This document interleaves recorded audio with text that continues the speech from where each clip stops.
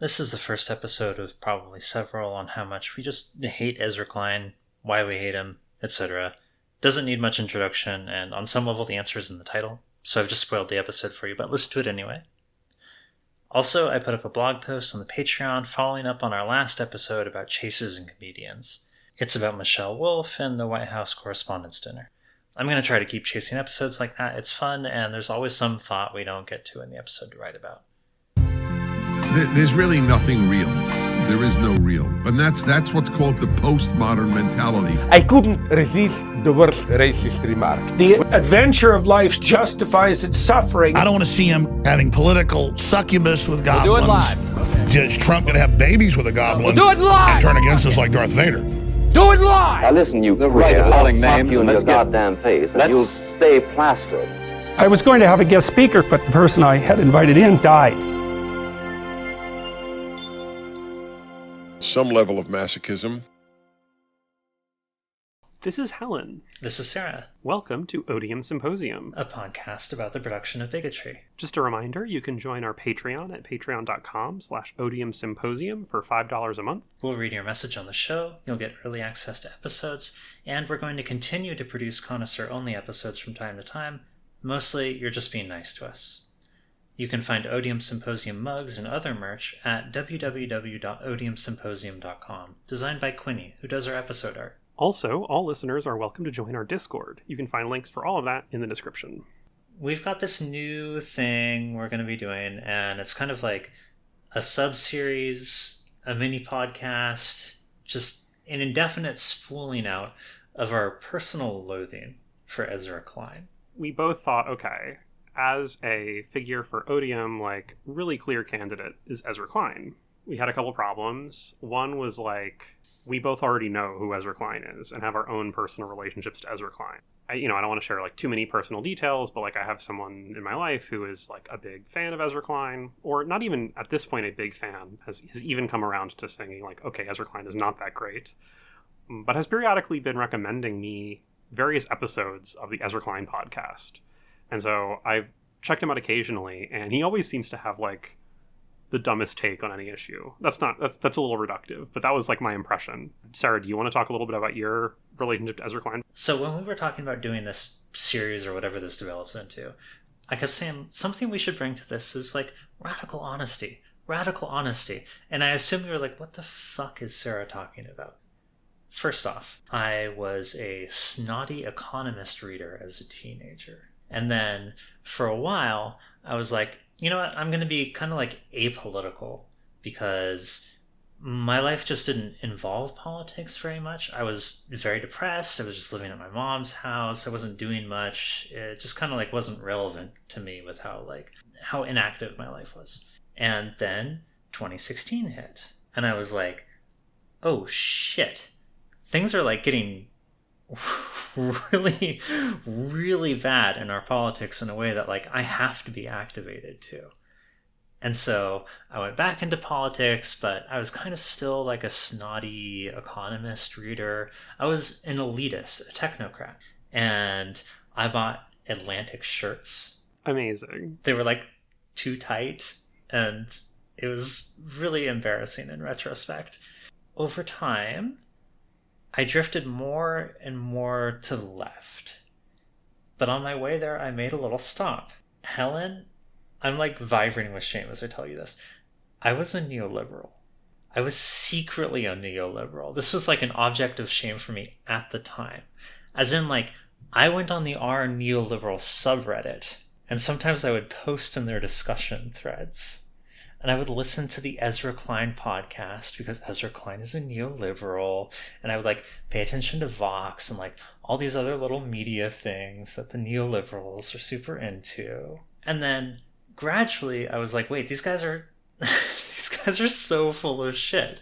This is actually awful. A big part of what drew me to them was that they were really interested in concepts of urbanism, walkability, reducing the cost of housing, including by methods building a bunch of housing. And I was okay, that seems good policy. And over time, the left broadly has been yeah, we're into that. And basically just stolen the only issue neoliberals were like actually kind of good on. But also a big part of my shifting away from that was just seeing this like wishy-washy bullshit over and over from people like Ezra Klein. And the episode we're going to listen to today is one that came out not long after he left Vox, the media company he co-founded, and started working for the New York Times and doing a podcast with them. And he's going to talk a little bit about one of the things he wants the mission of his New York Times podcast to be. And it's a little different from what he was doing at Vox. And it's really bad. He's going to interview a conservative, and he's not going to be good at it. You know, having listened to the episode, it's not even that he doesn't do a good job, although I think he doesn't do a good job. It's how close he gets to doing a good job, or like how easily he could have done a good job. There's something really frustrating about listening to it more than anything else for me right now. The thing is, that's like part of his purpose. Yeah. We'll get into it as we go along, but like that's very intentional, I feel like. He's like an intellectual condom. He gives you the sensation of critical thinking, but like you don't actually have to make contact with it. Yeah, without any of the risk. You know, it's funny, like I think when I think about where I was politically in like 2015, 2016, and then through the first Trump administration, I never got into The Economist, mostly because I would start reading it and then I would be like, this is very dry. And also, I think I was able to clock very quickly how often it's just like racist against Chinese people. I think I kind of got lucky in a way that like some of the first times that I like went to go look at The Economist and I was like, what is this magazine about? Were like issues where they were particularly bad. Because I've looked through their stuff since, and it's like not always at that level. But there were like a couple issues around when I started looking at them where it was like China is a sleeping dragon that's getting ready to wake, right? And I think there were moments where I read The Economist and I thought like, oh, this is sort of interesting maybe, or there's something here. And I definitely was like a big pro-capitalism person like in high school. And I think I also again got lucky because I happened to meet some really obnoxious people in college that like other friends of mine took seriously, but who like literally believed that like everything could be reduced to economics, and like the only reason somebody would ever take on like anti-racism was like virtue signaling. I got negatively polarized at the right times, but I've definitely had moments where I'm like sympathetic to these like kind of neoliberal ideas, and it wasn't until really I think the same kind of thing in like the first Trump administration, like looking at, you know, at some point we just have to hold on long enough and any moment Mueller is going to like come out and like destroy Trump and everything will be saved. Like at some point that was enough. Like my shame was enough to like snap me out of that. So I think we were in like different spaces, but I think we had like kind of a similar arc. Like I never hung out on our neoliberal, but like I read a lot of Scott Aronson's blog, for instance. I think a big part of what snapped me out is I got on Twitter, and a lot of these conservative thinkers and pundits that people like Ezra Klein present as having like serious ideas that you need to think about, they were on Twitter. And they were just lying their asses off constantly. They were so full of shit. When I first got on there, I was like, oh, if I see one of these very serious intellectual types be like, oh, actually, studies have proven that it doesn't work this way. It works that way. Then there must be studies that say that it doesn't work this way. It works that way. There aren't. It's total bullshit. They just lie their ass off. They're complete frauds. I wasn't getting any of that shit from Ezra Klein at all. You know, I'm thinking about it, and I think my like turn towards being the, you know, type of politics that I'm into now, which is like, I don't really know, if we're being totally honest.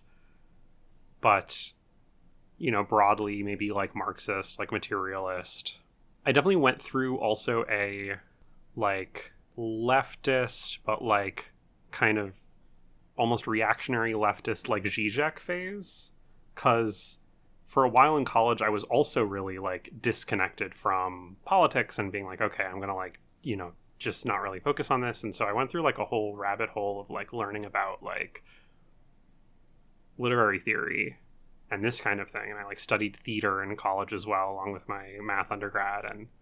And so my first introduction to like Zizek was like, I read a bunch of his book, The Sublime Object of Ideology, which is like pretty good in a lot of ways. Then I started listening to other stuff he was saying, and then I started seeing like, oh, he's got all these like interesting cultural critiques, and then it wasn't until I fell for a lot of that stuff for a long time, and so I was like that kind of just like reactionary leftist, I think, for a bit. There's a really funny Red Scare Pod episode where Zizek is on. Sorry, you used to listen to Red Scare? No, I didn't. I was looking for podcasts that Zizek was on, and so I was like, oh, he was on this podcast, Red Scare Pod, that I've heard about. Let me listen to it. And the dynamic on the podcast is really funny because Zizek's whole thing is to complain that no one really understands him or gives him enough credit. But the Red Scare girls, at least at the time, worshipped him. And so they're trying to prove to him that they actually do like him the way he needs to be liked. But he still is like, no one understands me. Whining. Yeah. And so I listened to it, and that had kind of the function that like this thing had for you for Ezra Klein, to snap me out of this kind of like particular brand of like Alain Badiou, Slavoj Žižek, like these guys that I was definitely starting to... So it's funny what a bad podcast interview can do, I guess. But summarizing all of that up, wrapping all of that up, we already kind of hinted at this. We thought, okay, there's a lot of Ezra Klein stuff. There's a lot of different stuff we could say. So instead of doing a normal Odium episode where we just like go through Ezra Klein's career and try to summarize it, we're going to do a little series. Who knows how long it will last or how often it will happen. I think the plan is for the episodes after this one to be paywalled, right? We'll see. So we'll decide whether they'll be paywalled or maybe sometimes we'll use them as mainline episodes, because all of this is just something we're doing for fun. Yeah, we're gonna go and get to the bottom of who Ezra Klein is, and really the bottom of why we hate him so much, because we really do hate him. I have so much personal animus toward this guy, especially in the past year or so. He's been taking L after L after L, and it has been so viscerally satisfying for me. I hate to see this guy win, and I love to see him lose. Yeah, I have not even really been trying to follow Ezra Klein. It's just every time he says something, Sarah will post like, just a reminder, my rule is anything Ezra Klein says, assume it's stupid, and then he takes an L like a week later and Sarah will be like, got him. Like, anytime he does anything, Sarah will dunk on him. It's also been really satisfying seeing people who are just like Ezra Klein dick writers have to take the L as well. Occasionally I'll look at the If Books Could Kill subreddit, and like the people there have, as long as I've looked, just been like so ready to ride Ezra Klein. Just give him the absolute night of his life every night. After Charlie Kirk got shot, they have been beaten out of that position. And that's been quite satisfying. That's incredible. So I think actually this might be a good time. We don't know things like how often are we going to make these episodes, or will they all be paywalled, or what that plan is. But something pretty early we did decide on is, what's the title of this little miniseries? And Sarah, maybe you want to say, because it was you were very firm, like right out the gate, like I know what it's going to be called. This is what it's going to be called. So what are we going to call it, Sarah? Absolutely. This is going to be called Ezra Klein is a Disgusting Worm. Yeah. Now maybe we should get into the concept of wormhood a little bit. So I listened to several episodes of I Hate Bill Maher, and he does a little feature every week. He'll designate a guest on the show, or occasionally Bill Maher, as the worm of the week. And I saw him use that insult, and I was like, this is it. The heavens opened up. I was like, this is the perfect descriptor for Ezra Klein. I know what this man is down to the fucking atom now. A worm is a creature with no backbone. That's like its essential feature, right? It's an invertebrate. Yeah. And it's also just very low on the hierarchy of life. It's a low creature. It wriggles in the dirt. It's defenseless. If you poke it, it'll wriggle at your feet. If you glare at it, it'll wriggle. If you praise it, it'll wriggle. That's all it does, is it wriggles around at the feet because it has no other mode. And that's Ezra Klein. He has no spine. He has no mode except to prostrate himself before all those who have garnered a modicum of respect in society and tell them, yes, I worship you. I recognize you for the great thing you are. He really has no ability to critique. He's a worm. He's a fucking worm.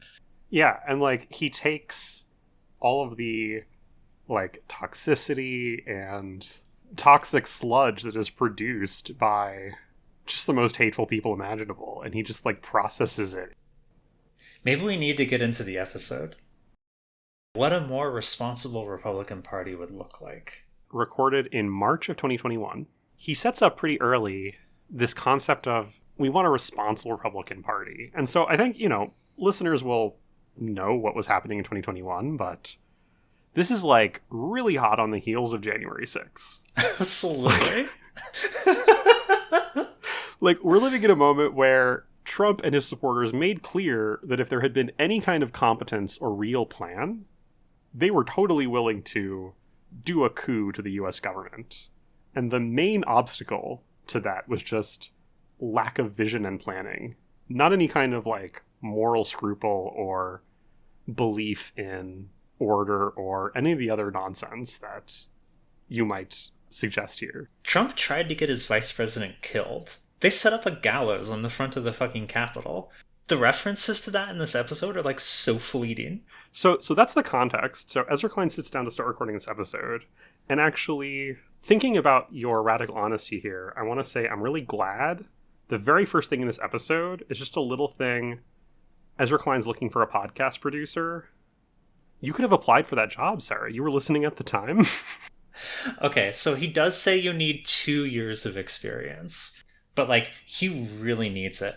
I don't know if you guys are going to be able to hear this on your end at all, but throughout the episode, he's like fucking slapping his mic. He's like wrestling it. Like, it's so fucking weird and annoying. There's all these like chair creaking sounds. Like, he's a professional. He's been doing this for a long time. Okay, he lays out his vision for the episode. Yeah, he wants to talk about what would it mean to have a more responsible party. Yeah, oh, you have the clip? Then let's roll the clip. Today's episode is about one of the core obsessions or themes that this show is going to have. And that is, can we even get a more responsible Republican Party? And one way I define that is a Republican Party that is more centered around an actual governing agenda. The Republican Party we actually have has spun off too much to culture war and grievance politics as, depending on how you want to frame it, a distraction from an absence of consensus on more direct policies that would improve the lived economic lives of their voters. Or another way of looking at it is that it is trying to distract from opposition to those policies. But there are Republicans who are trying to diagnose the problem, who are trying to push the party back in a more policy-centric direction, and trying to push the party also towards a policy-centric direction that I think would be healthier, towards a kind of policy direction that would make it more reasonable for Republicans to say they are actually a working person's party, or, as you'll hear in this, a parent's party. Yeah, so there's something fundamental here, which I feel like you can kind of clock immediately. I'm going to try my best not to just repeat myself over and over in this episode, which is he sets up immediately this distinction between the problem of the Republican Party is a problem of responsibility, and there's the split between policy and culture war and grievance politics on the culture war side. And this split doesn't really make sense because this claim that the Republican Party doesn't have a governing agenda doesn't hold any water.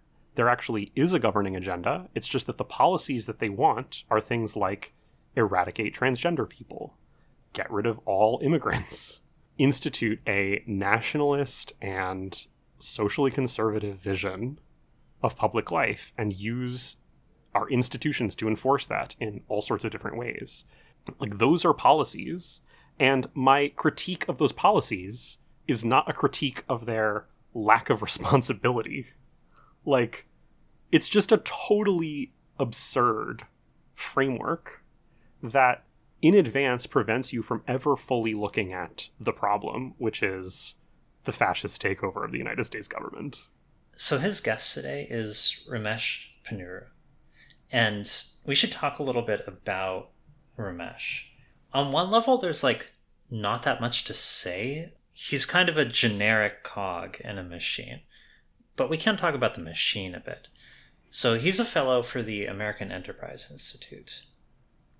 And the AEI is an organization that's been around since, the 30s, the 40s, I forget. But it used to be just kind of like a remora on the U.S. Chamber of Commerce, which is, like a CEO interest group.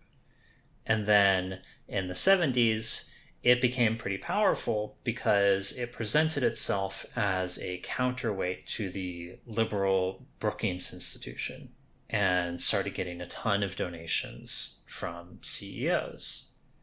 And AEI and the Heritage Foundation are kind of like two masks for the same thing. So AEI is the corporate, like very policy focused think tank, and the Heritage Foundation is like the culture war think tank. But like, these are fundamentally extremely interconnected groups. Ezra, throughout his journalism career, has had a lot of connections with and experience talking to people at both of these groups. He regards a bunch of people at both of these groups as friends. And so he's very familiar with this kind of like game where one of them is like the very serious policy group, and then the other one is like the culture war group. He just prefers not to understand it as a game. I thought, I will do a little research for this episode, and I'll figure out like what has this guy been writing and what has he written sort of throughout his career. And it seems one common thread is that he is, I think in a lot of ways, similar vibe to Ezra Klein in the way he functions, which is he kind of says stuff in this very wonky kind of technical way, but it's always just kind of like providing the sort of way that you should talk about these things if you want to be deemed serious. So like you go, he's also contributing writer for the National Review, and actually I think he's one of the like editors for the National Review now. He is the editor for the National Review now. Okay, and if you go look at his headlines, he's written recently birth rates and immigration, about how actually people saying that, you know, if we care about demographic changes and the fact that like there's fewer young people, then maybe we should want immigration. And he says, no, actually that's not going to solve the problem. But he dances around actually saying the explicitly nationalist thing there, right? But he's saying like, oh, here's how to talk about birth rates, immigration, or what democratic socialists believe, right? Oh, keep in mind that like the democratic socialists are actually radical. Or he wrote one called Apocalypse Not, Why the Birthright Citizenship Decree Isn't a Disaster, about why Republicans shouldn't be too down on the decision to uphold birthright citizenship because it fundamentally won't affect the anti-immigration agenda of the party. So this is all more recent stuff. Now, I didn't want to say, Ezra Klein knew about all this stuff when he interviewed him, because obviously this interview was years ago, so I went back, and his positions really haven't changed at all. Like, very soon before Ezra Klein interviewed him, he was publishing stuff, Bipartisan Folly on Opioids, and why going after, like, opioid overprescription wasn't the right way to fight the opioid epidemic. Right? And it's like, okay, he's just been doing kind of the same stuff. He dresses up just right-wing culture war issues in these kinds of serious ways and says, let's talk about the real, economic questions or whatever, but he just plays this game, and it's totally ridiculous. So he introduces this guy as someone who, like, he often disagrees with, but he always makes a point of listening to because he's serious, unlike all these other guys who aren't serious. This guy is serious, right? And that's how they kind of set the table for this conversation, is that they're both serious. They're both serious guys, and they're going to have a serious conversation about serious issues and how to be more serious. And so they get into it. So what's the first question? Well, Trump just lost re-election, but if Trump had managed to pass a COVID stimulus, do you think that would affect the election? Like, that's Ezra Klein's first question for this guy. Yeah, and this guy is like, yeah, maybe. And Ezra Klein is laying a cunning trap here, because his next question is like, okay, then why didn't they? The reason I'm interested in this counterfactual, to your point, there are many things Donald Trump could have done differently, but many of them he didn't want to do differently. He didn't want to stop being a maniac on Twitter. He didn't want to stop giving his press conferences. But this is one where Donald Trump certainly at times wanted to do a bigger stimulus, and it seemed like the Republican Party's incentives were aligned to do it, but they didn't. So why do you think they didn't? Why didn't Mitch McConnell and Trump come together on this one, given their electoral interests? Yeah, like, this is actually a good question from Ezra Klein. Like, this is what I meant when I said it's not even that he does a bad job, it's that he is so close to doing a good job. He has immediately located this problem, which is the narrative that, Trump lost because he's a maniac, which is what this guy wants to say, right? He wants to say, like, the Republican Party has lost a governing agenda. It's lost this. He's like, well, actually, if we believe this counterfactual, then the thing that lost was, like, not this attempt at it was the rest of the Republican Party and not Trump. This is mostly pretty easy for Ramesh to fend off because he can say that the reason that Trump didn't get this passed is because Trump is a child and he doesn't really give a shit about policy. Ramesh is like enough on the respectable side of this AEI heritage division that he's allowed to say something like that. But when it comes to McConnell, it's a little bit trickier. So here's what he says about that. And I've never had a clear handle on that. I do think there's an assumption that the legislation wouldn't actually have any real world effects that you need to care about, that it's just a sort of a political game, which I think was actually a pretty widespread assumption among Republicans. And then there's just the, we don't want to spend money. We'll spend money if we have to, but it's not our comfort zone. Yeah, so it's in a lot of ways a non-answer. It's like, because they didn't want to. But he does at one point say, like, the reason Trump didn't do it because he didn't know how to engage in political negotiation in a sustained way. He basically gives this, like, non-answer, which is like, well, Trump didn't know how to, like, do politics. And McConnell, had this analysis, which is that it actually might not have helped. And that was the conversation, that was the belief at the time, and doesn't really address, like, the fundamental question that Klein is asking here. And he also just kind of lies. Like, neither of the two things he said there were actually true. Like, oh, it wouldn't really have an impact. What are you talking about? He was saying, like, there was an analysis that it wouldn't really have an impact, right? Like, Mitch McConnell did believe that it wouldn't have an impact, and he's like, I don't really have a handle on where that analysis came from. But that's the thing that I'm saying, like, that's a non-answer. Like, in a way, that's the question Ezra Klein is asking, which is like, how could you come to this sort of political decision when sort of it's bad politically and it's clear this is what people wanted and it's clear that it would have these effects? Like, his answer is basically a completely empty, like, oh, McConnell had a serious political analysis that told him not to do it, and that's why, right? The answer was like a serious inquiry into politics, and it's like, can we see this serious inquiry in politics, right? Like, you have a serious policy analysis, like, located entirely within your kitchen. Like, can I see it? No, right? And that's how a lot of this conversation goes. There's also this fundamental confusion that comes up throughout this episode that's on display here. Ezra is kind of trying to push him on the idea that what's happening here is that the Republican Party, like, doesn't care about thinking about policy anymore. And something he's failing to locate there is the importance of real-world impacts. Like, this is the biggest, wettest meatball getting thrown down home plate right here, which is just like, wait, this would have a huge impact on everyday people's lives. Like, it's very easy to see Republicans just, like, aren't interested in that. Like, what's going on with that?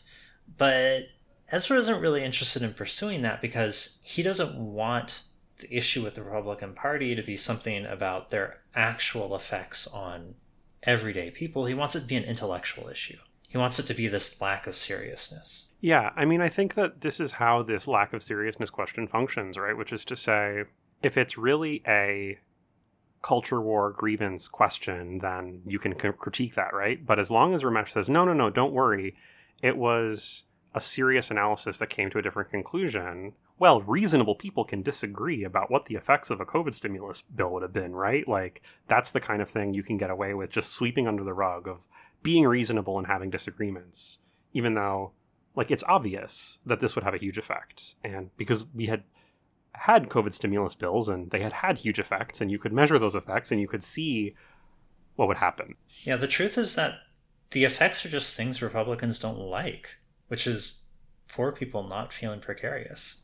They kind of go from here into a broader discussion about Trump's first term and how Trump transformed the Republican Party. And I think there's sort of something interesting here, which is, as I was listening to it, I almost started having this, like, derealizing moment, which is they were describing a first Trump term that was just completely unrecognizable to my experience of the first Trump term. And I think there's something to be said about how fundamentally the first Trump term actually did change, like, American politics. And it actually is hard to look back and think about like what things were like politically pre-COVID in a lot of ways, because it is both like years ago but also so recent. There is a lot of forgetting that happens, and so I don't want to say like it is entirely on them, but they have this vision of the first Trump term that just doesn't correspond to anything I think I experienced. So Klein says like this is really when Republicans detached from policy and towards culture war. I really don't know how you make that case. Well, this is a very agreeable story for both of them. It's agreeable for Klein because it helps keep him from facing the extreme barbarism at the center of the Republican Party. And it's nice for Ramesh because his whole job is to be like, the Republicans need more like serious policy stuff going on. Ezra Klein has basically invited this guy on to be like, my job is more necessary and important than ever. Yeah. And he puts this in a very direct way, which I was like begging for Klein to actually challenge, which is, he points out, well, you say that Republicans are post policy, which again, like, not really true. It's just that you don't want to think about the things that are their policies as policies, right? You want to think of them as these empty things as opposed to these very real policies. And he says, well, the voters aren't really punishing them. The voters actually want that, right? And this is actually a pretty, I think, reasonable claim. It's just that we sit on like exact opposite sides of like whether that's a good thing or not, or what it means for society, right? Which is like, actually, we should take seriously the idea that people voted for the guy knowing the things that he said out loud and wanting the world that he described, as opposed to playing this game of seriousness or unseriousness. And Klein doesn't really manage to challenge this at all. I have a clip.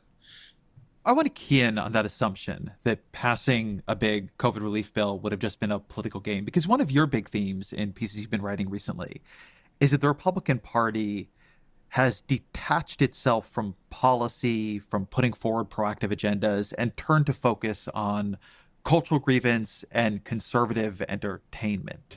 Why do you think that's happened? I mean, I think it's hard to deny that it has happened. You can certainly see that in the way Republicans have conducted recent elections, and not just in the way that the Republican politicians have behaved, but in the way the various factions of the party have responded to that. It's not as though you've got significant actors in the Republican Party who are demanding that Republicans run different kinds of campaigns that have more of a policy focus on it. And I think to a large extent, Republican voters are behind this. The Republican voters themselves have become post-policy.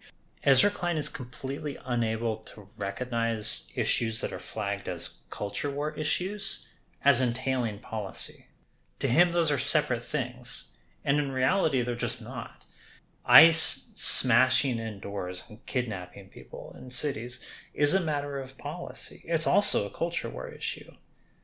The State Department prohibiting me from renewing my passport is a culture war issue.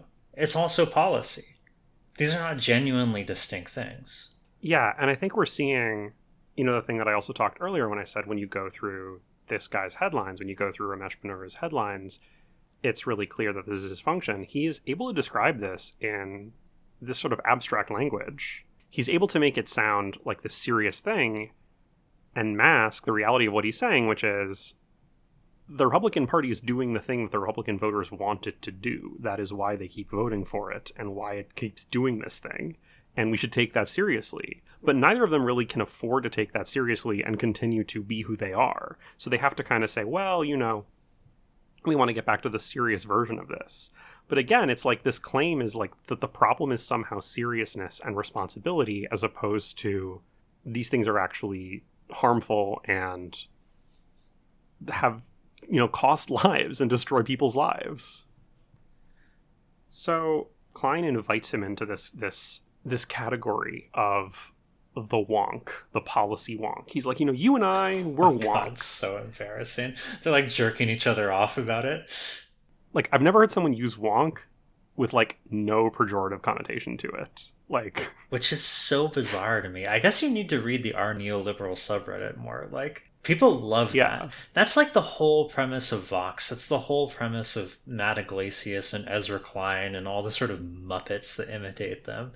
is to be this very self-conscious and self-styled wonk and perform deep policy knowledge. Well, what's funny is that I have seen this kind of thing, and like, you know, I had a brief regrettable phase of being pro Elizabeth Warren in like 2019, and you know, I kind of fell for her whole like, I've got a plan for that thing, right? And that's wonkiness, right? That is like the same kind of wonkiness. It's just like a little bit of a different flavor. It's just funny to me, like, in my mind, there's just such a negative connotation to the word wonk. I have just such distaste for people who refer to themselves as wonks, right? Do you remember Paul Ryan? God, I remember Paul Ryan.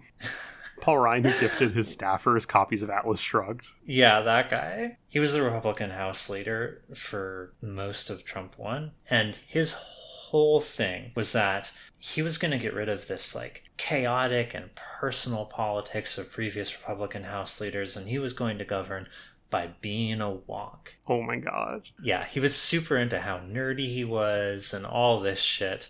And of course that was just a performance. I think there's actually like a pretty big demand in politics for people who will reflect the technocratic impulses of listeners. But the reality is that this concept of a general public policy wonk is kind of bullshit.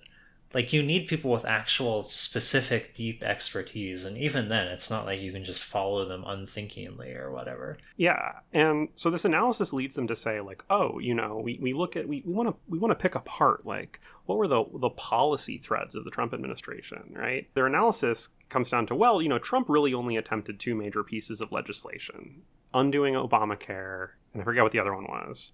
But it's a really convenient fence because they're ignoring, and this is one of the things that I'm saying, like, feels to me a description of a completely different Trump administration. He was doing shit the whole first term. It's just that he didn't need to go through passing bills through Congress, and so he didn't, right? He was doing things by executive order, right? There were all these sorts of, right? Democrats did manage to, like, obstruct some legislative things, but he did a lot of stuff. It's just that if you're only able to see, because of your wonkiness, you're only able to see, you know, major pieces of legislation that go through Congress as him doing something, then you're going to say, oh, well, he only did 2 things, or he only attempted 2 things. And then it was, and it's like, no, he achieved a pretty significant transformation of American culture and vision for American life. And a lot of that was policy. A lot of that was through executive order. And sure, like, Biden was able to overturn some of that, but actually not all of it. And this expansion of ICE and all these other things happened. And it's just to describe this as like, well, we're wonks, and so we understand that he really only tried to do 2 things.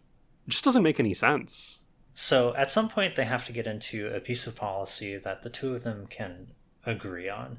Because otherwise, like, what is this discussion even about? And the one they land on is this child tax credit idea. I've been struck that one of the most interesting populist ideas to come out from the Republican, at least Senate caucus after the election, was not from one of the post-Trump populist players like Hawley or Cotton, but it was from Mitt Romney, right? The 2012 Republican nominee. And he's got this idea, which I think is genuinely exciting and plausibly bipartisan, for a child allowance. But I haven't seen even one other Republican senator endorse it. So can you walk me through the idea first and then the debate over it on the right? So Romney's idea is for a child allowance, which is a monthly payment to nearly all parents in the U.S. for each child that they have. If I remember correctly, it's between the age of 0 and 6, it would be $4,200 a year. And then thereafter, until they're 17, it was $3,300 a year. Are you fucking kidding me? Of course the Republicans aren't going to do that. You think they want to give money to poor parents and black parents? Ezra, are you fucking stupid? What planet are you from? So actually, just a little aside that, you know, I just wanted to flag here because I think it's kind of funny and gives like a tiny bit of context. So in between their discussion about Trump 1 and when they get into this conversation about the Romney tax credit, there is an ad. There is an ad for the New York Times Modern Love podcast. And I remember this incredible episode of the Modern Love podcast, and it was based on a Modern Love column from 2011. It is one of the most atrocious things I've ever read. So I just wanted to like give you a sense of the mood here, and we can cut some of this, but I just think it's good to remember that the New York Times has been on this for a while. No, this is important. I think it's important to hear from trans widows. The alarm sounded at 4 a.m. on a Tuesday last November. My husband and I had been told to arrive 2 hours early as if for a flight. My eyelids were puffy from the night before when he had held me and said he was sorry, so very sorry. This goes for like several paragraphs of like going into this surgery until finally we get like, oh, it turns out that he forgot and drank some water and he wasn't supposed to, and that was against the thing. And then we get to he checked in, his transgression. Still on this day, when my husband would take his first surgical step into womanhood, I continued to say him, his, and he, even though our therapist had suggested for months that I use female pronouns at home. Then it goes on to talk about how this woman has like struggled to use the correct pronouns because she very still much saw her spouse as a man and had all this inner pain that no one was really acknowledging. And then finally, like, seeing the sort of difficulty and pain of the surgery, she recognized that, like, this trans woman was also having all this outer pain, and so now they were even. Like, it is horrible. It is a horrible like she'd been punished for the cruelty of transitioning. The writer does not think of it that way. I don't know. It's just terrible. And, like, I can never like hear Modern Love and not immediately think of this and the editorial decision that like this is the thing we're going to publish. This is who's publishing this podcast. And so I think it's funny to contrast that because then they go into this conversation about the child allowance is what they call it. Okay, a lot of this is like a very wonky discussion of like how this thing would function and what the numbers are and things that I think are not irrelevant, but they don't really do anything to contextualize those numbers. Like they have, you know, as you heard in the clip, like they say like how much it is a month and what the cutoffs are, but there's no conversation really, which if there were a sense of deep expertise here, like I would want, like, what is the analysis that like these are the numbers that are correct? Why not more? And then they also talk about how it's going to replace all these other welfare things. And they spend more time on talking about how it's going to be like deficit neutral and it's going to be canceling some tax credit and all these things. I don't really know too much about this thing, and so I'm not going to like weigh in on like this is what I think is correct or not. I don't want to get into that wonky discussion. I, of course, support giving money to help poor families, but their conversation is like very abstract and detached from like even talking about what those effects would be. Yeah, I've got a clip for that. They spend so much time talking about how this compares to like the pre-90s welfare system. It's very strange. It certainly is true that if you create the conditions for a flourishing economy, which can include promoting work, that this can be good for families and can be good for family life. So here I actually will defend Lee and Rubio. Sometimes you'll get people who will say things like, we shouldn't care about incentives on work at all if we're helping people, if we're bringing people out of poverty. You have to care about magnitudes, the size of these effects. Oh my and so God, forth. they're so But I boring. also do think that they're right. The old welfare system did, by creating these poverty traps and discouraging work, harm families. I think that to some extent, and here I get back to disagreeing with them, I think that they are misapplying those lessons in thinking about this current proposal, which is a different proposal from the old welfare system, and it's in a different context than the old system was. For example, like, as I was saying earlier, we're talking about a flat benefit, which doesn't create that same kind of trap that you had in the old system. Right. I just want to cut in here to say that in the old welfare system, it had a structure where oftentimes for somebody on welfare, getting $1 in paid labor wages would cut $1 in welfare earnings. So it was a situation, I've spoken to Kathy Eden, the researcher, about this, where unless you could get a job in 96 that was, or 95, let's say, before the reforms, that was above $8 an hour, which for many single parents was hard, it actually wasn't economically worth it to go back to work.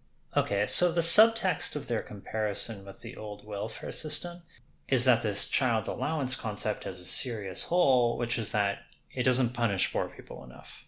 Yeah, I think that that's broadly speaking what they're talking about. I think that there's like a couple other things going on as well. So they talk earlier about like, in Panuru's account in the first part of the discussion of like, how did the Republican Party get here? He makes this pretty wild claim that like the libertarianism and small government thing of like Obama years Republican Party was he refers to it as an ideological cul-de-sac that wasn't historically the Republican Party, and actually Ronald Reagan didn't touch entitlements.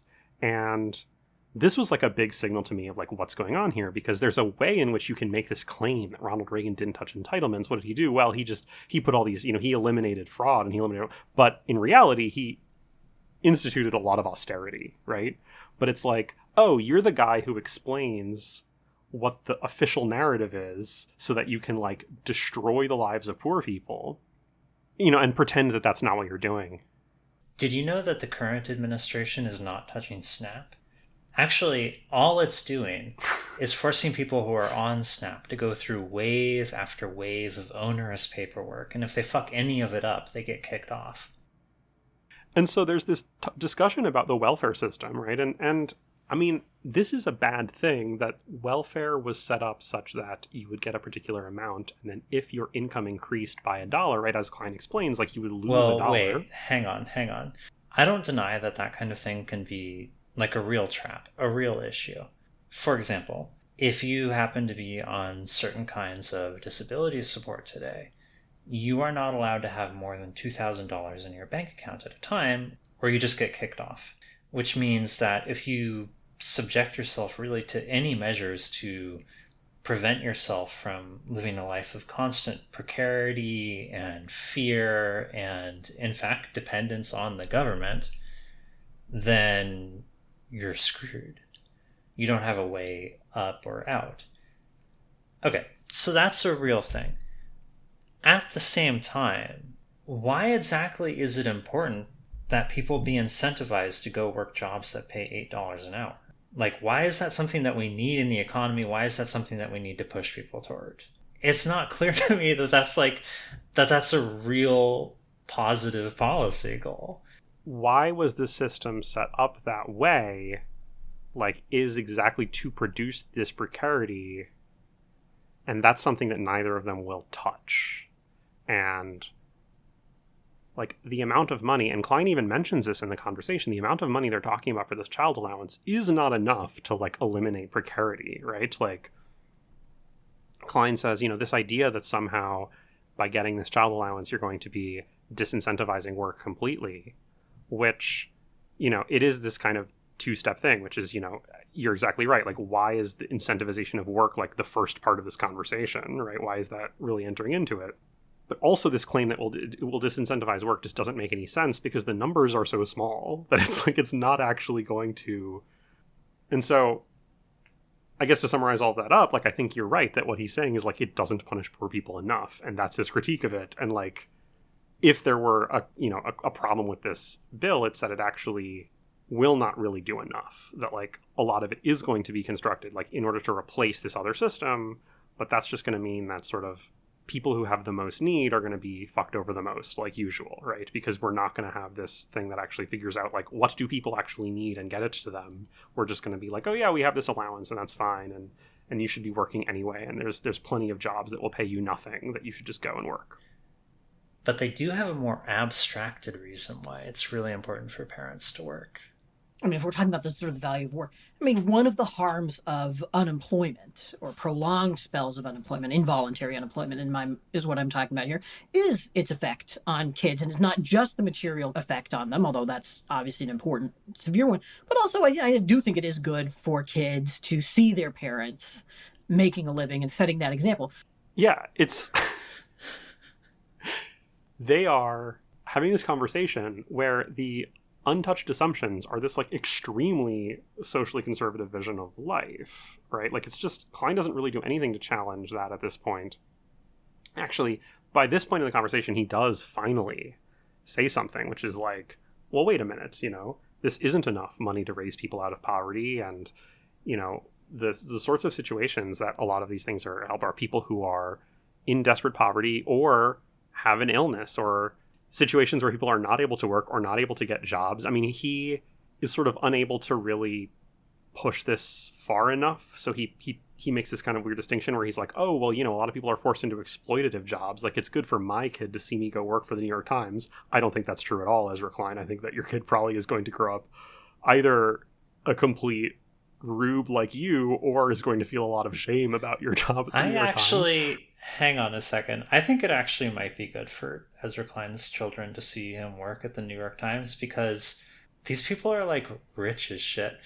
I think there's this concept here that if people don't see their parents go work, then they're just like not going to go work. But in the US system, that's not something you can do. That's not an option unless your family happens to be rich as fuck. Like, I think basically the prescription here is that, like, oh yeah, kids need to see their parents go work because otherwise they'll be rich fail sons. Yeah. I mean, and I think Klein is like, wait a minute. He has this moment here, which is like, wait a minute. There's people from families who aren't rich as fuck. What about someone who, like, and he describes like a real person he's talked to. He does push back a little bit, yeah. Yeah. And he starts to mount this argument, which is like, well, I talked to this woman who she works 2 jobs and she's actually never able to be around because, like, both of her jobs have just-in-time scheduling and she works 60 hours a week and she's not able to spend time with her kids. And so this idea that it's good for her kids to see her working doesn't really hold water when it's like she can't actually go to any of their things they have going on. She can't be there when she said she's going to be there because she has to do all this work. And why is it, why would it be bad for her? Right? Like, this is what this is actually supposed to help, is she should get some money so that she can have a little bit of flexibility to say no to jobs that suck and be with her kid. Yeah. Let's see what the end result of that pushback is. Where I'm going with this is that, one, I think a Republican Party based on being a parents' party would be actually electorally lethal for the Democrats. I mean, I think it's a very scary thing for the Democrats to consider. But 2, that party would have to actually want to make work better. That party might want to do things like a higher minimum wage. There is some interest in wage subsidies, so I don't want to take away from that. So he's talking about a party, when he says a parents' party, right? What he's talking about is a party that actually supports, that has a plan to help parents who are economically immiserated. So he kind of doesn't quite put the Lego pieces together, but he's kind of talking about a party that, like, supports working class parents, right? He says a parents' party, but not a parents' party in the way of, like, only being for parents who, want conservative economic reform. So he's basically saying, like, this party would be lethal for Democrats. Okay, shouldn't the next step be like, oh, the Democrats could also do that? Like, the Democrats could also adopt progressive policies that actually support working class parents. That would be lethal as well, wouldn't it? No, you see, everybody is constantly looking for an excuse to support Republicans. And that's the thing. He's basically saying, like, if the Republicans became a kind of socially conservative but economically socialist party, but only in support of traditional families, that would be electorally lethal. And I think in a way, yeah, he's right. Like, I mean, he's kind of describing fascism. Yes. But he's describing it, like, exactly, right? Like, if you really dig down on what he's saying, which, like, I cannot stress enough, that his whole job hinges on him never doing that, as far as I can tell in this podcast, right? Like, it is so important to his whole project that he never dig down, despite the fact that he's supposedly a wonk. He is actually, like, so close to discovering that fascist politics are able to capitalize on resentment that people feel because of the failures of liberals to support the working class. He's so close. He's so maddeningly close, Sarah. Okay, let's continue the clip. But for a party that cares so much about work, I often see it less interested in, like, how that work actually functions in a family's specific life than in a sort of idealized abstract conception about the inherent dignity of wage labor. It seems to me that one of the things that social conservatives in particular, but although not only my fellow social conservatives, should look at is this thing that you mentioned about scheduling practices, about these flexible scheduling practices. And it may be, one would want to do some empirical work on sort of, if you put restrictions on that, what kinds of effects would it have on employment? Ramesh is like, oh, Klein's doing something he's not supposed to do here. He's, like, talking about, like, actual impacts on actual families. Maybe I'll give a little Yeah. bit of a concession. I'll be like, oh, that scheduling thing you mentioned. I'm sure we could get rid of. Well. Hang on. We'd have to do like a bunch of studies about whether we could get rid of it, but like maybe we could do studies about it. Like he's halfway through his concession, then he's like, Yeah. whoa, hang on, hang on, that's too much. Yeah, because if you, like, again, I mean, Klein goes on and continues this thing. He's like, well, what would it be to be a family party in this way? I mean, just to really underscore the point I was making before, he says a higher minimum wage and, like, transforming people's working conditions, right? So he's actually pointing to, like, ameliorating material conditions for the working class, but, like, do so in a way that only helps traditional families, right? Like, that's kind of what he's describing here. So he is actually saying this. And so they get to this thing about scheduling, and I was kind of losing my mind at this point because they're doing it in the same boring, technocratic, and he talks about these policies, but the idea of a legislation that actually tells companies that they're not allowed to do just-in-time scheduling would give so much power to workers. Like, the amount of power that's just so far from, like, people's actual working conditions today, that if they actually had this, like, federally protected power to control their scheduling, like, even to have, like, advance notice of scheduling like this, like, that would be a huge socialist win. So they're not going to do it. They're totally lying, right? But it's just like, if you think about, like, what would it mean to actually implement that? Who would actually go about doing that? Like, you would need, like, a labor board that actually has teeth that can enforce this kind of thing, right? Like, you would need a socialist transformation of the country to even begin to do that. And so it's another, like, oh, this is a very wonky thing, and we're going to look at studies to do this, and maybe this is a good idea, but no one's ever going to do it, right? Like, You know what direction we've headed in instead? Gig work.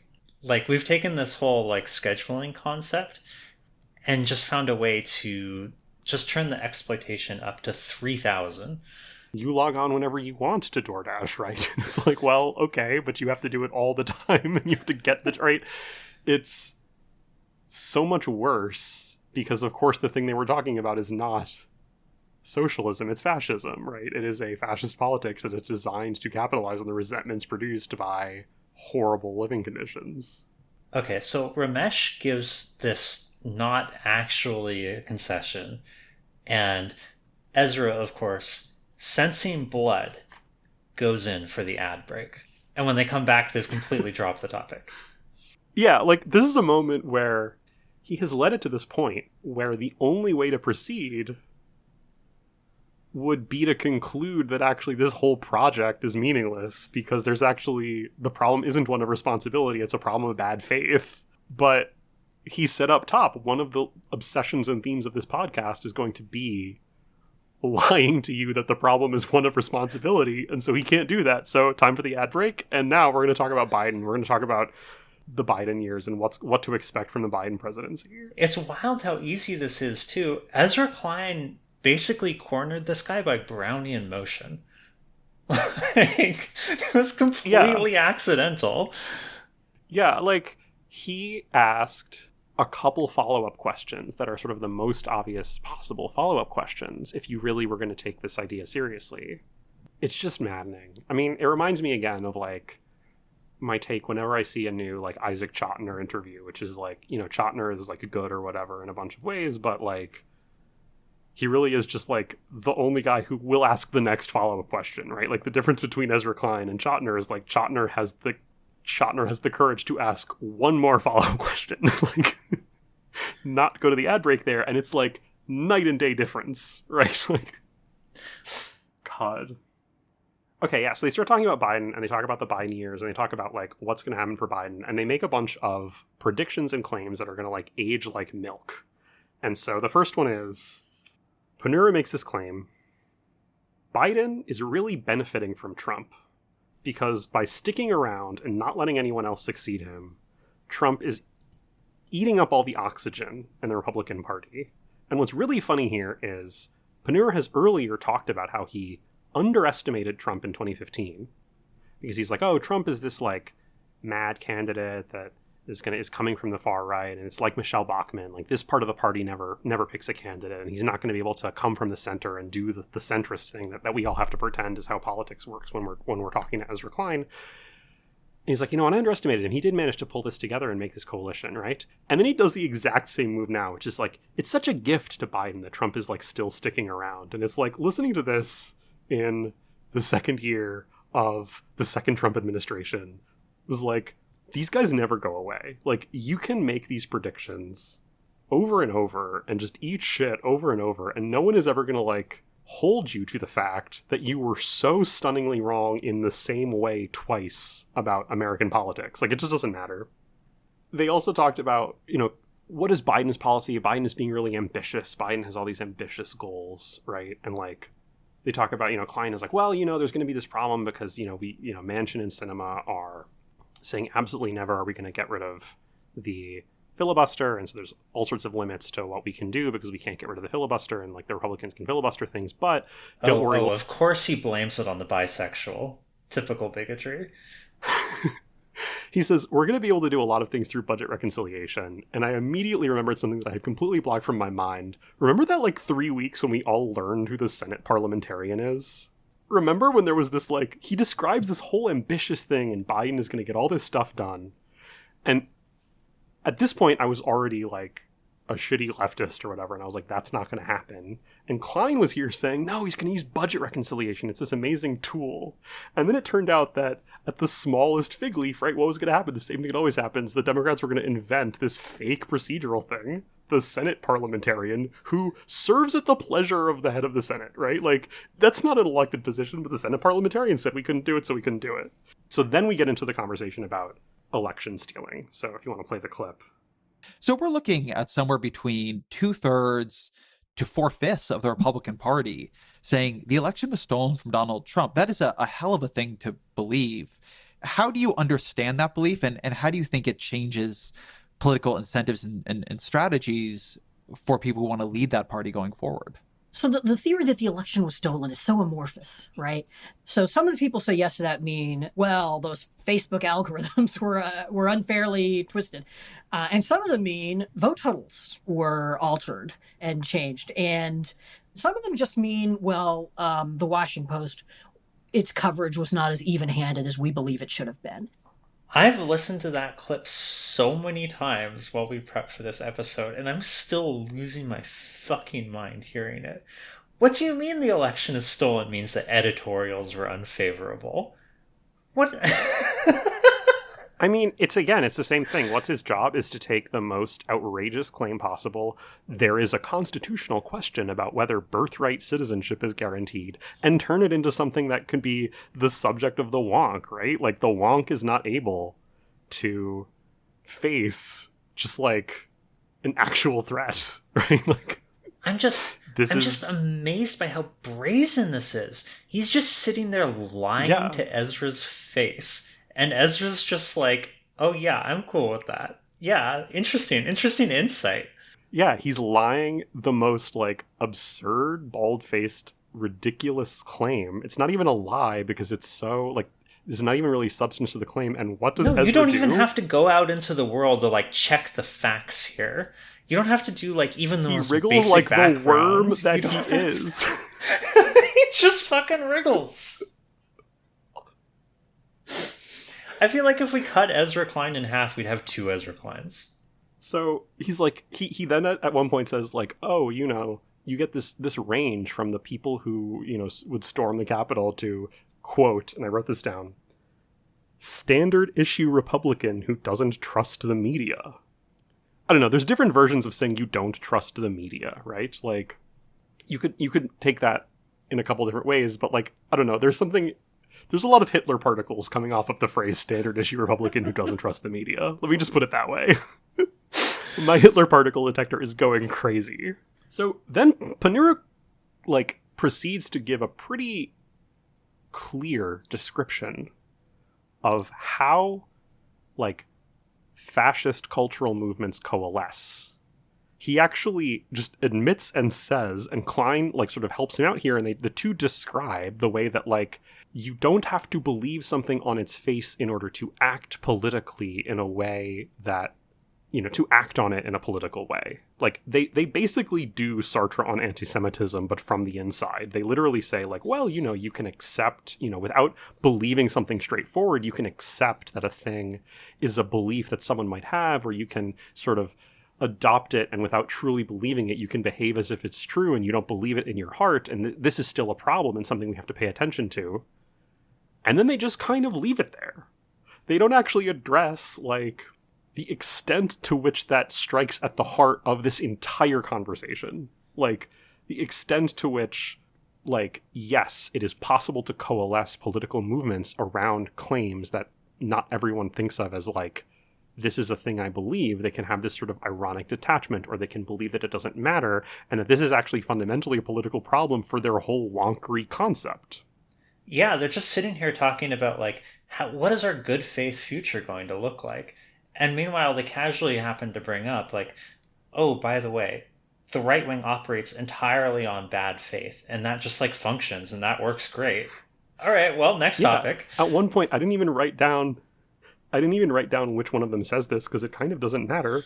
You can act on something you embrace, but don't believe.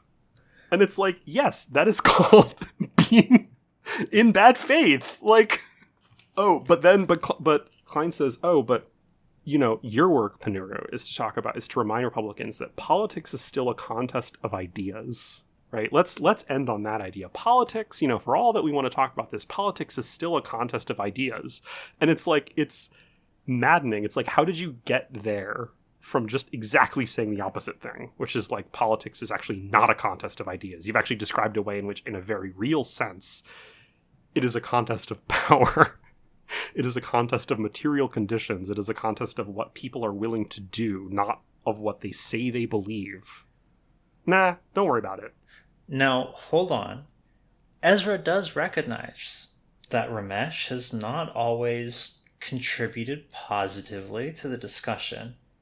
And he's ready to absolutely destroy this fucking guy. So he brings up a book that Ramesh wrote previously. Listen to this shit.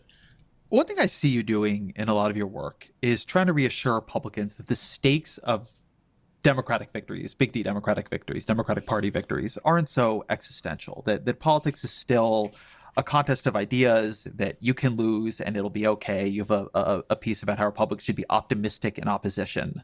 Again, this guy's job is to be like, Republicans need more ideas, and Republicans have ideas, and Republicans can profit from ideas. That's what his institute is about.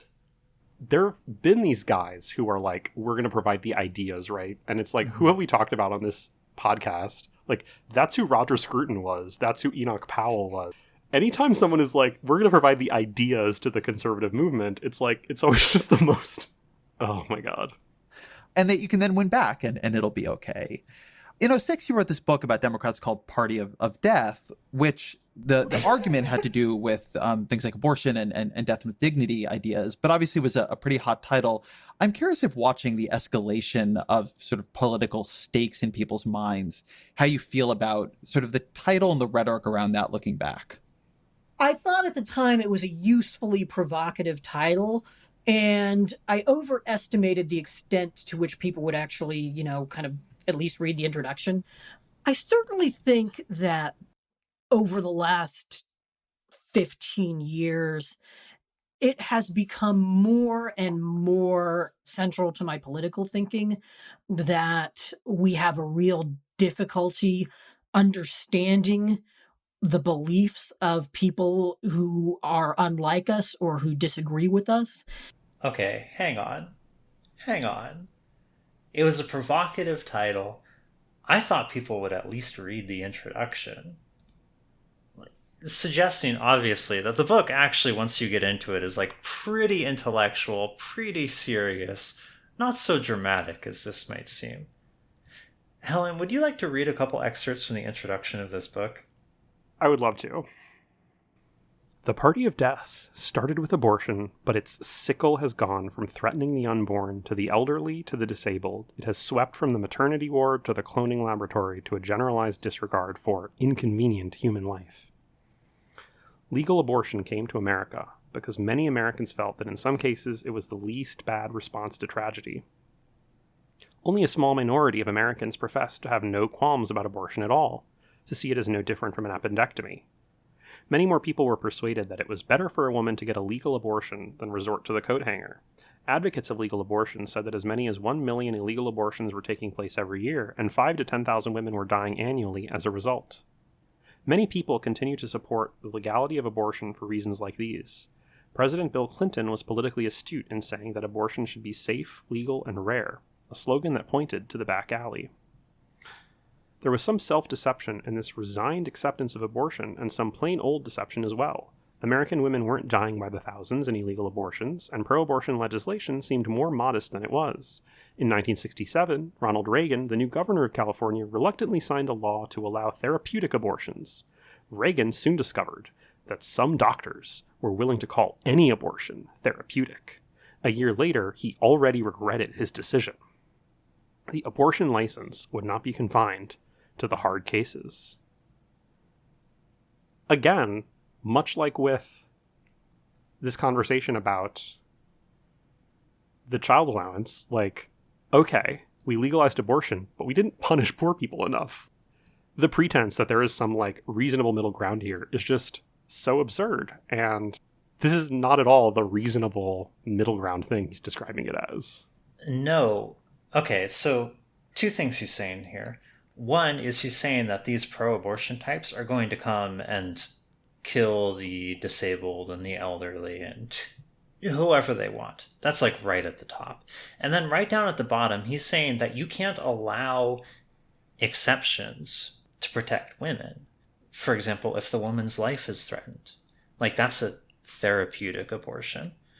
Apparently that's too far, because that allows people to slip under bans on all other kinds of abortion. He's making very, very clear right here in the introduction that he is the most extreme sort of anti-abortion advocate.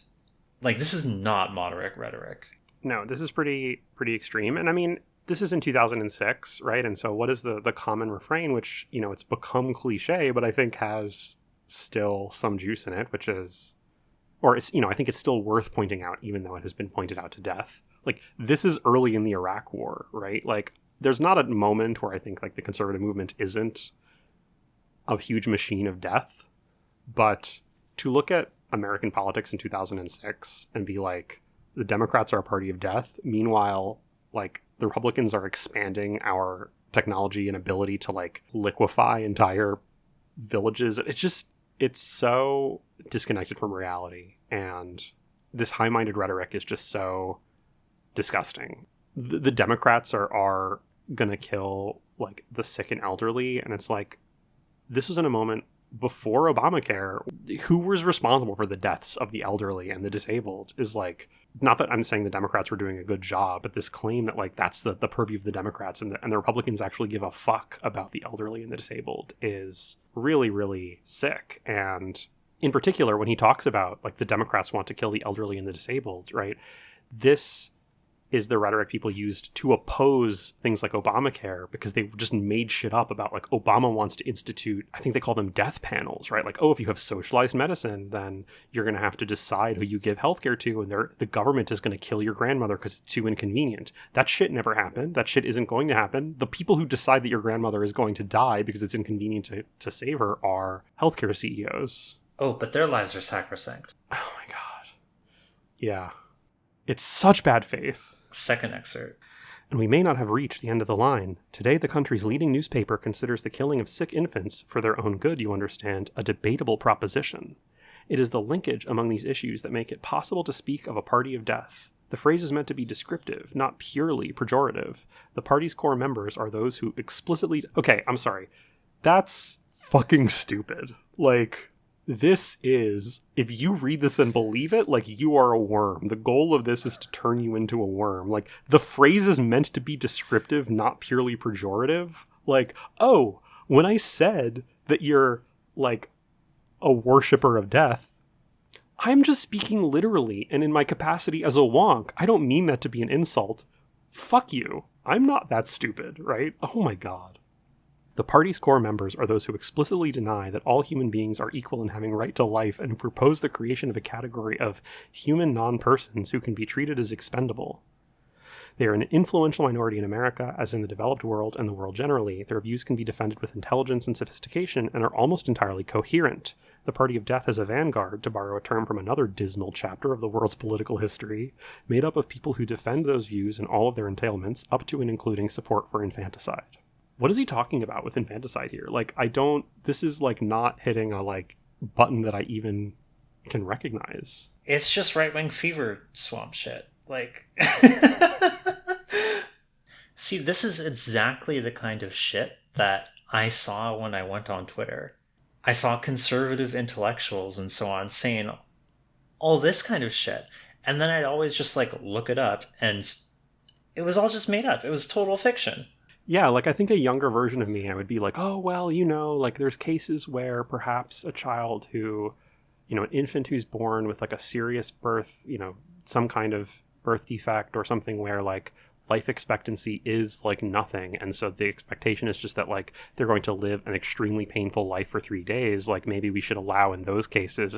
But you know what? Like there's so much work I'm doing there to try to cook up something reasonable. And it's like, I don't actually think that's true. I actually think that I am doing a lot of work to pretend this. And like part of, I think, my political evolution has been to stop doing that, right?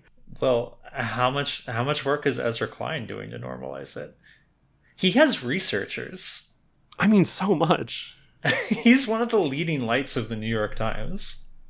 Yeah, so, I mean, that I think leads us into a good thing. Like, kind of we're getting to the end of their episode here. Like, they talk about, okay, how do we move past these kinds of conversations, right? Like, Ramesh Ponnuru is like, maybe I shouldn't have called it that. And he, I think gives a very bad faith thing. He's like, oh, I thought people would understand that this was a provocation. And it's like, well, you mean it and you're saying it. Would it shock you to learn that he's a Catholic convert? Oh, not at all.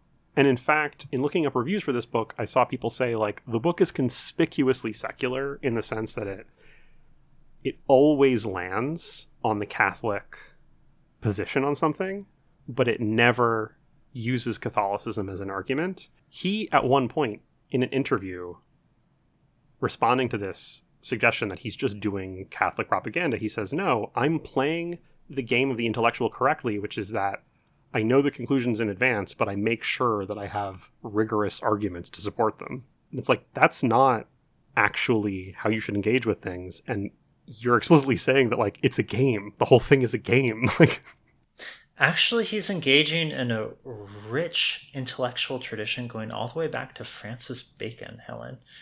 We all know that reason must support the conclusions of religion because religion is correct. So you just need to apply reason so as to reach the correct targets. So, Klein, I think, asked him, okay, so now we've gotten to this problem here. There's all this rhetoric. There's this notion of the party of death.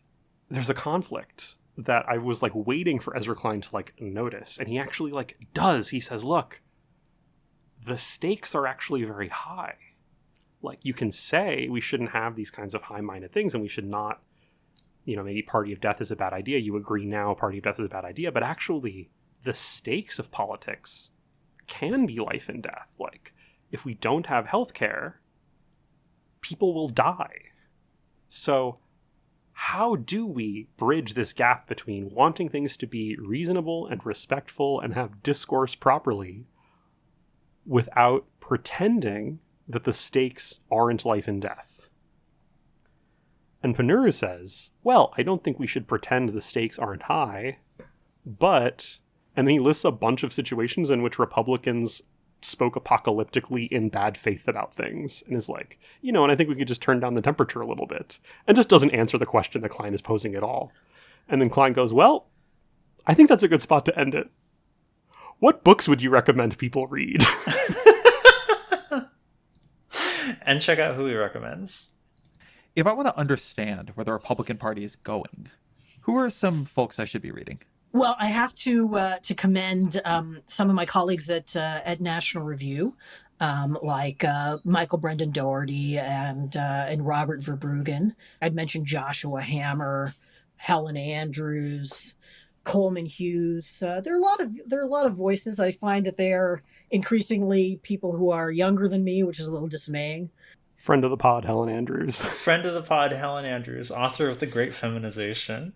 All the other people he listed, they're absolutely nobodies. If you wanted to understand where the Republican Party was heading, like, you could hardly do worse than, than looking up random National Review columnists.